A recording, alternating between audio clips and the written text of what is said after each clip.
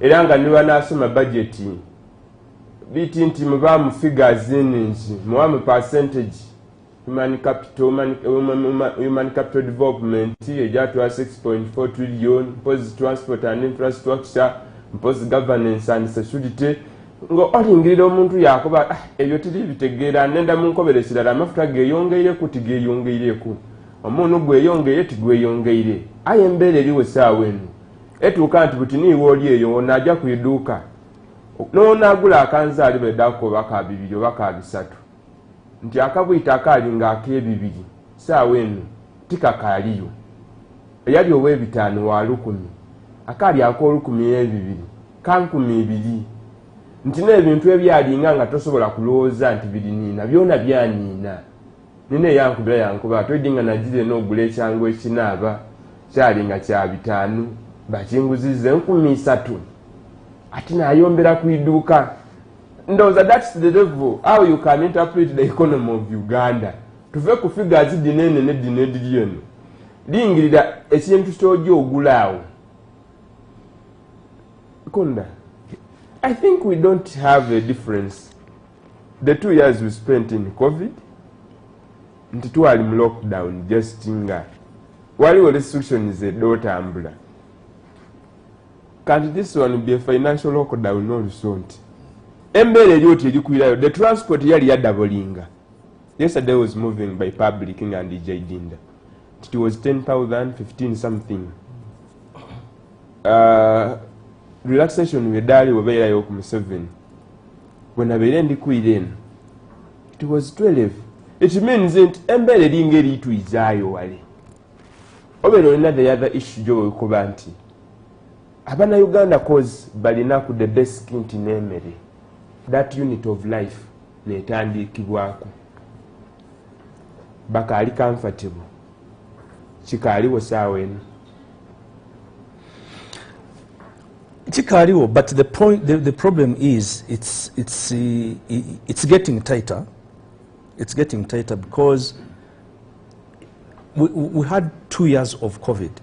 2 years of non-economic activity, 2 years of people being at home and doing nothing. But people survived. They lived. Actually, it puzzles me how we managed to live the 2 years when we are not working of COVID. But then, which shows you that at that particular point, the economic activities of the country were at a standstill. And yet, incidentally, I don't know, Mr. Kagawa, whether you know, that Uganda's construction industry boomed most during COVID. Yeah.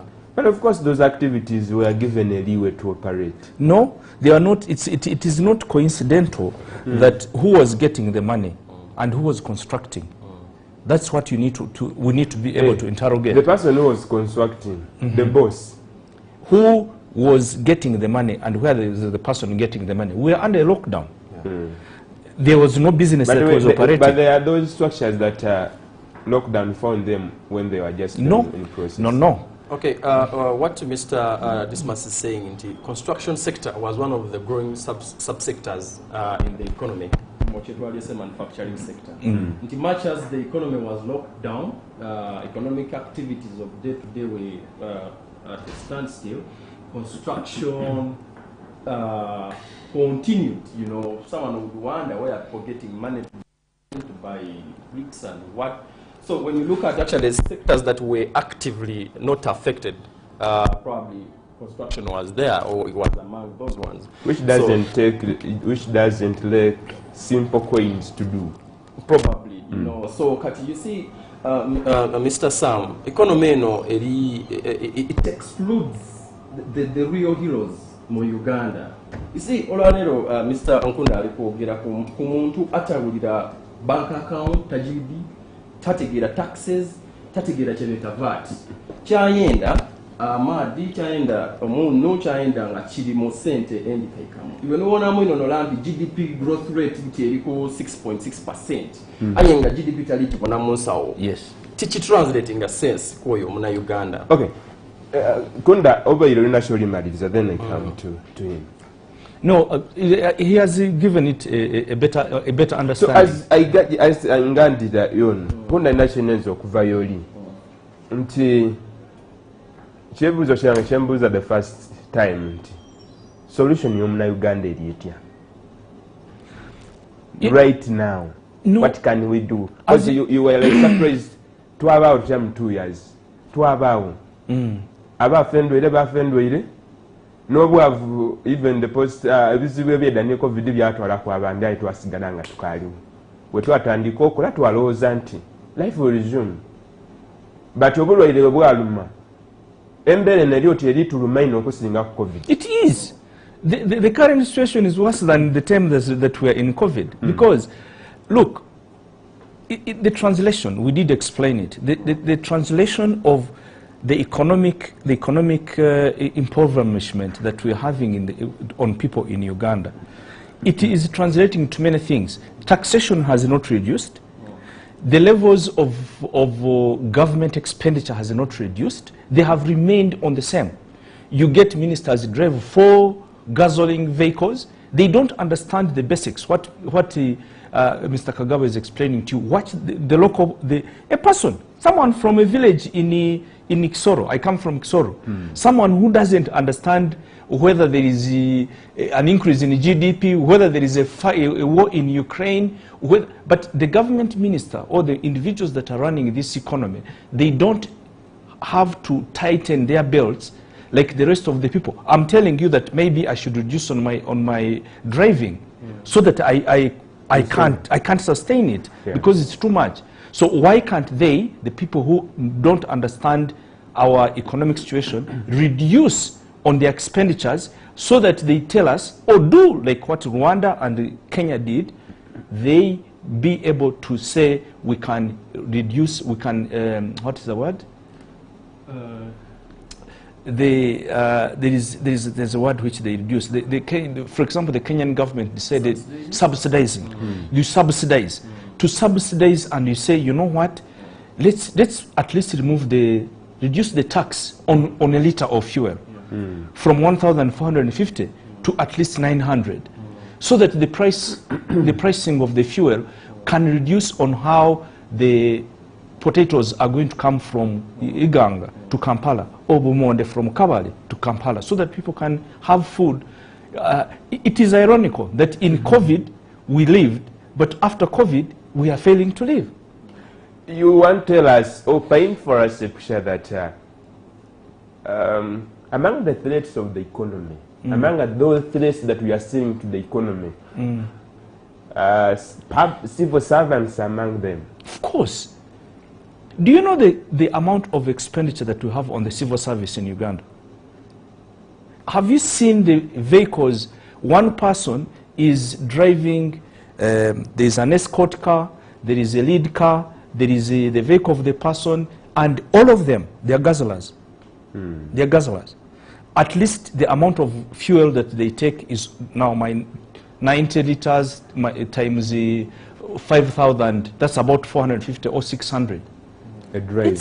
It's crazy. So they tightening the belts only is they want it to happen to people who are taxpayers. The ones he's referring to, the ones who earn 1,000 shillings. But it's not happening to the people who are actually earning millions and are being spent on by the taxes that we pay. Do they act like that because they are used? Is that the life they are meant to be in, or just they are not considerate to the current state? I think they don't care about what exactly happens to the rest of us, the ordinary people.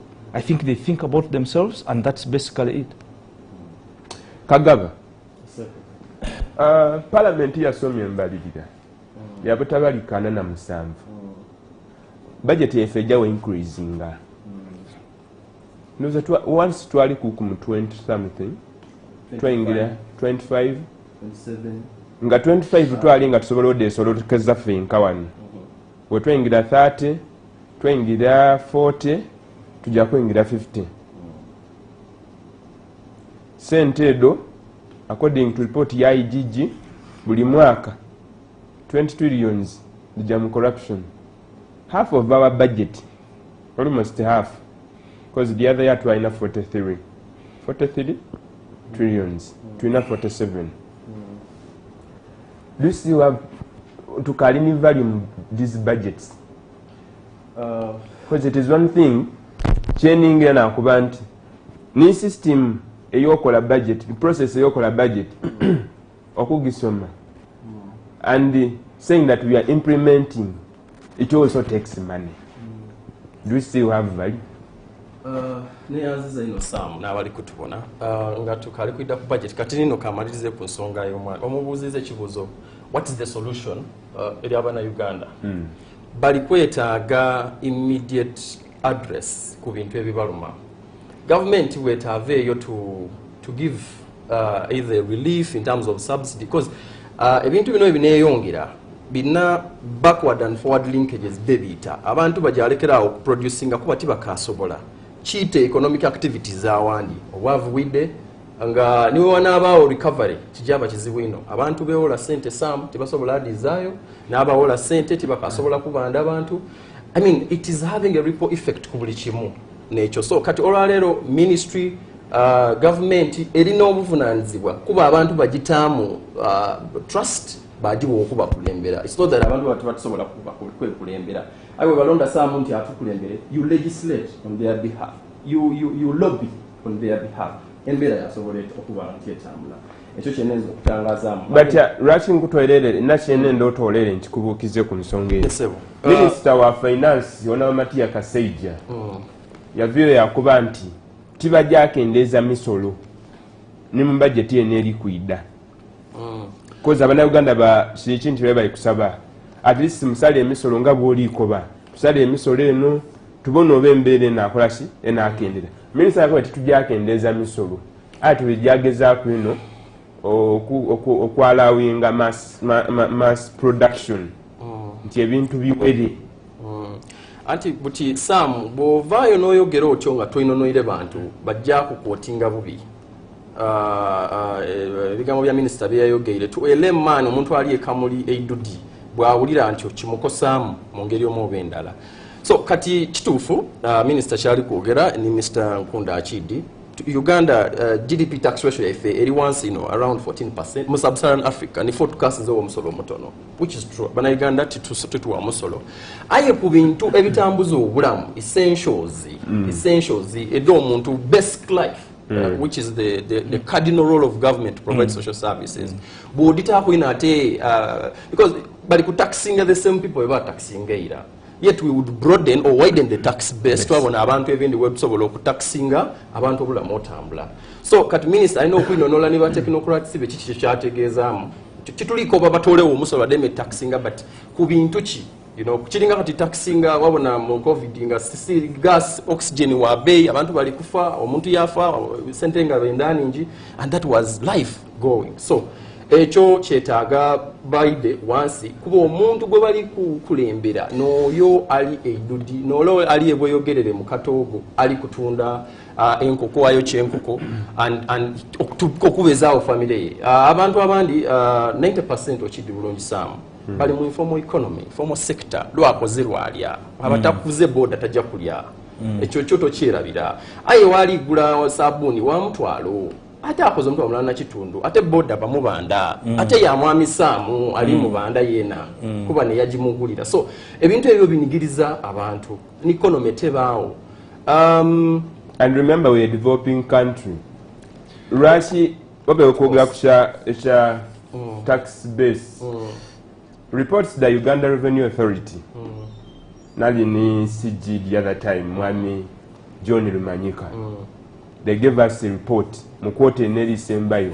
baba wa target ya kusoza 22 trillions mumbalire yeri kuwako they have performed well babuzaye 1 trillion only 1 trillion yonka and in these last 2 months March and April bakoze bulungi ino those are the months economy ya Uganda wekoze ki webeire wansi so mbe ndikwida kuseza okobe nti reports ziraga nti tulina 10 million potential taxpayers mu Uganda only 2 millions n'abasasula omusolo abali tax base so kirekyo okuba nti batakisinga abantu balala abo Uganda tugenda kuwa musolo Uganda abatono abali tax base bawera omusolo and URA says they are performing well. So that government ndowooza idabona the tax payment in Uganda, the process is moving well. But how many people pay tax? URA tells us 2 million Ugandans. Do you know, and where are those people? It's only in Kampala and in Wakiso. Exactly. And of course we can't have only Kampala and Wakiso. Those may be the populated, the big players. The majority of the taxpayers. Ate butisamu ni nabali kutubona. Government erina omulimo gwokola n'okubona nti abantu eribo organizing obateerawo ebintu ebivaamu sente. Abantu boliko batasasula musolo. They look for their own capital to start their small informal businesses. Ate government edeme ekirulinga out.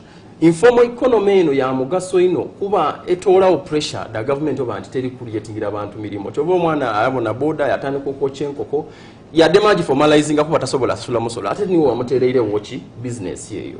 Instead in the Arab world yeyo mubona economies edikuze their strategy is all about job creation. Eyabavubuka okubona nti when their jobs, maybe factory workers, they can be taxed. Mu Uganda was that critical mass nti buti omwaka guno tuli ku industrialization ya agriculture buli oba abavubuka abali mu bino baide wano companies did tax them beyabwe nganze ngayiwe ng'omuntu to move. So kyobona tax teri translating mu bitabo bya URA emangu kubanga abantu bangi bebezaawo bongabo katola lero kati bo taxing their essentials deba kusubira mu government oba would providing award regulating bulungi kiba kibakosa anti government yona werijo otolo musolo one element mumbalire neri kuida kyebakobye nti URA ebere soro zanga 22 December ligenda ku 25 era bali kubona nti those tax sources edo domestically wano de bali kulingirira kwino abana Uganda boli ikoba ni mwe bali kulingirira omulijo sasule sente mumbalirire neri kuida were muri kulira nti embeera mbi were muri kulira nti tulinga abali kuva mu business. How would that be possible? Some tichijaba possible.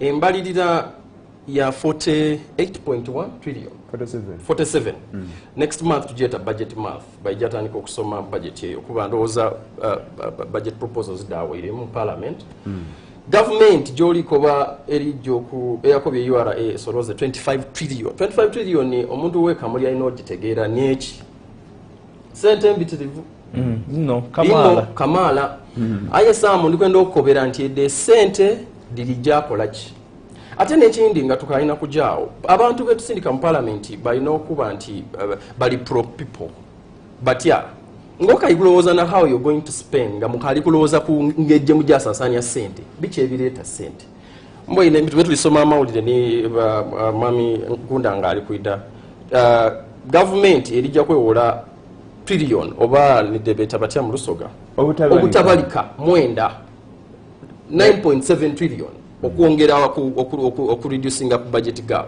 URA soroza 25 edisigaire ejadi tolawa tulina domestic tuseta tutya government sente deyewola wano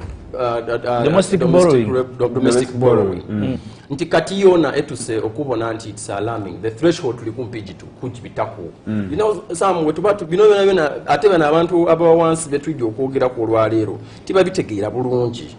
So when we use this platform tulikogerera eri government chichi chesobola okolawo nga tulikunonya 47 trillion tudisasanye prioritization erija mu social services da abantu because that's the best thing singa erija mu social services da abantu it is okay amuntu asobola okufuna ekyokulya asobola okujja yalwala asobola okujja ku isomero asobola n'okufuna omulimu guli basic engudo diri okay tulibona ebintu nga biritambula mulungi abantu bakava mu recovery abantu twidine batwire sente kuira mu business ayi bali awo entinda balikola so as we try to wind up we go for just a commercial break government mandate yayo yona okola kuzibu byayo omusolo nesindi kwesi ere kubite jaji guhendeza ayi no guli singo okuniga okuleeta ebizibu ole wakuba nze tijja kutendereza kino aye nga wakuba oti nakiri kuleeta obuzibu. What can be the solution? What can be the solution? Some tulino government